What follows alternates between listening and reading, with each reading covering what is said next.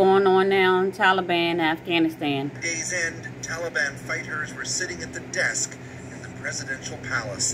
Afghanistan's army gave up without a fight. The only part of the capital, Kabul, not under Taliban control, is the airport, now the epicenter of an exodus of Western diplomats.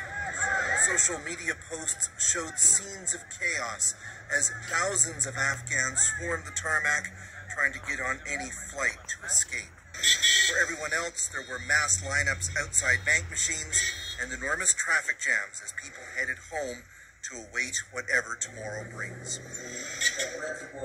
Afghanistan's president began the day vowing to negotiate an orderly transfer of power, but he didn't stick around to do it, fleeing the country, he said, to avoid bloodshed, though many called it cowardly. Not just for me, for the entire nation.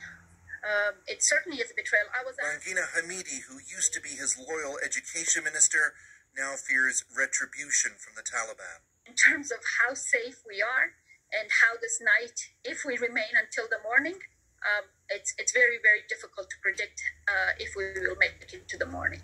Their properties, their lives are safe. A Taliban spokesman attempting to demonstrate a more moderate stance to the world promised there would be no vengeance. But given the ruthlessness of their rule 2 decades ago, few seem prepared to believe it now. It's been a catastrophic miscalculation that is absolutely clear. The UK and the United States both overestimated the capacity of the Afghan government to hold off the Taliban. The U.S. Secretary of State insisted waiting longer to pull out U.S. forces would not have changed today's outcome. The international community invested over 20 years, billions of dollars in these forces, 300,000 of them. The dizzying speed of the Taliban victory poses the immediate challenge of how to deal with the new regime.